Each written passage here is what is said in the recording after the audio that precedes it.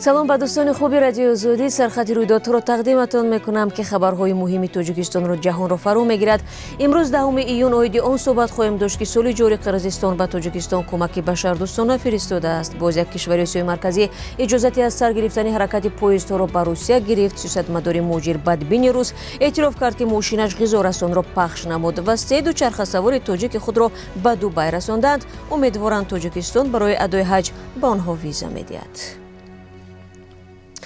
аз 23 июни имсол ҳаракати поездҳо байни Ӯзбекистон ва Русия барқарор мегардад. дар ин бора Рои оҳани Русия хабар додааст.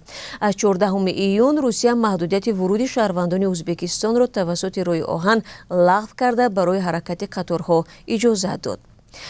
фурӯши билетҳо аз Тошканд ба Самара ва Тошканд Волгоград ба зудӣ оғоз мешавад. аз ин пештар Қазоқистон равои поездҳоро бо Русия сар гирифт.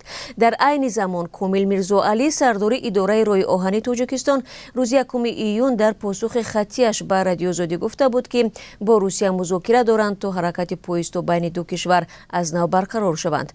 ӯ афзуд қарорро бояд ситоди зидди коронавируси Русия қабул кунад.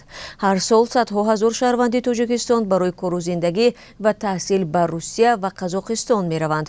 онҳо пайваста аз нархи гарони билети ҳавопаймо шикоят доранд. Президенти Украина Володимир Зеленский мегӯяд аз вилояти ҷанубу шарқии Запорожье хабарҳои хуш мерасанд. ба қавли раҳбари Украина дар ин устон сарбозони кишвараш чандин ҳамлаи сарбозони Русияро ба ақиб партофтанд. шоми 9 июн Зеленский илова кард ки дар вилояти Харков ҳам сарбозони украинӣ пешрафт карданд. дирӯз президенти Украина бо ҳамтои фаронсавиаш Эммануэл Макрон таҳаввулоти мусбат дар ҷабҳаҳои ҷанг ва дурнамои ин низоъ дар ҳафтаҳову моҳҳои ояндаро баррасӣ намуд. ҳамчунон ду раҳбар аризаи Украина барои узвият дар Иттиҳоди Аврупо ва кафолатҳои амнияти барои Украинаву тамоми Аврупоро арзёбӣ намуданд. дар Дубай ба 3 тоҷике ки бо дучарха дар 33 рӯз зиёда аз 3000 километр роҳро тай карда озими ҳаҷ буданд, раводиди зиёрат аз Арабистони Саудиро надоданд. як нафарашон бо ирсоли аксҳо дар суҳбат бо Азия Плюс гуфт ки аз онҳо дархост шудааст барои дарёфти виза ба мақомоти тоҷик муроҷиат кунанд.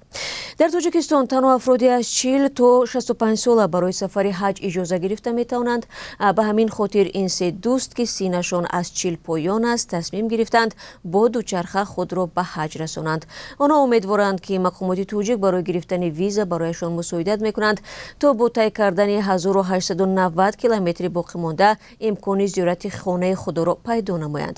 ҳафтаи гузашта дар суҳбат бо Радиои Озодӣ сухангӯи Кумитаи умури дини Тоҷикистон Афшин Муқим гуфт ки бар пояи квотаи Арабистони Саудӣ имсол аз Тоҷикистон 3562 нафар ба ҳаҷ хоҳанд рафт ва арзиши имсолаи сафари ҳаҷ тақрибан 61 000 сомонӣ муодили $5350 ҳисоб шудааст. Сергей Миронов, раиси ҳизби Русияи Одил, барои ҳақиқат дар суҳбат бо рӯзноманигорон дирӯз гуфт барои анҷоми ҷарроҳии пои ғизорасон ва ё курьере ки мошини ин сиёсатмадор дар маркази Москав пахш кард маслиҳат намудааст.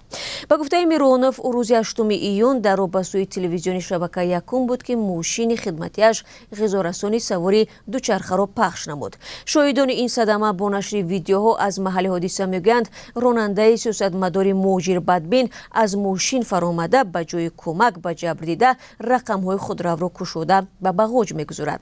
худи Миронов аз мошин берун баромада дарҳол ҷои садамаро тарк мекунад. аммо мардуме ки дар он ҷо ҷамъ шуда буданд монеъи ҳаракати худрав мешаванд. Миронов мисли раҳбари даргузаштаи ҳизби ЛДПР Владимир Жириновский бо изҳороти таҳқиромезаш нисбати муҳоҷирон ва шаҳрвандони Тоҷикистон маъруф мебошад. ӯ моҳи апрели имсол тоҷиконро барои Русия муҳоҷирони бефоида хонда пешниҳод кард ки додани шаҳрвандӣ ба онҳо муваққатан манъ шавад. хадамоти федералии амнияти Русия дар шаҳри Ростови Лабидон аз боздошти 13 нафар муҳоҷирон аз Осиёи марказӣ хабар медиҳад ки ба узвият дар созмони мамнӯи Ҳизбу Таҳрир муттаҳам мешаванд. дар навори видеое ки хадамот нашр кардааст, нирӯҳои вижа вориди хонае шуда муҳоҷиронро аз ҷои хобашон дастгир мекунанд. дар хабарномаи расмӣ омадааст гумонбарон дар қаламрави Русия ба таври ҳадафмандона ба таблиғи ақидаҳои ин ҳизби мамнӯи мазҳабӣ машғул буда дар мулоқотҳои пинҳонӣ мусулмонони маҳаллӣ ва муҳоҷирони кориро ба сафи худ ҷалб мекарданд. солҳои охир даҳҳо тан аз муҳоҷирон аз ҷумла тоҷикон дар Русия бо иттиҳоми даст доштан дар фаъолиятҳои террористӣ боздошту зиндонӣ шуданд. наздикони баъзеашон иддао доранд ки мақомоти амниятии Русия онҳоро беасос бо далелҳои бофтаву сохта ва барои нишон додани натиҷа ба терроризм айбдор намуда пушти панҷара бурданд. дар 4 моҳи аввали соли ҷорӣ ба Тоҷикистон аз 50 кишвари дунё ба маблағи тақрибан $66 миллион ёрии башардӯстона ворид шудааст, ки нисбати ҳамин давраи соли гузашта 3.3 маротиба бештар мебошад. тибқи иттилои оҷонсии омор дар рӯйхати кишварҳои кӯмакрасон Амрико, Чин, Ҷопон, Ҳиндустон, Русия ва ҳатто Қирғизистон зикр шуданд. саҳми Қирғизистон дар ҳаҷми умумии кӯмак ба Тоҷикистон ҳудуди $66,000 ташкил медиҳад. ёдовар мешавем, ки баъди даргирии мусаллаҳона дар марзи Тоҷикистону Қирғизистон дар моҳи майи соли 2021 Қирғизистон марзҳояшро бо Тоҷикистон ба таври якҷониба бастааст.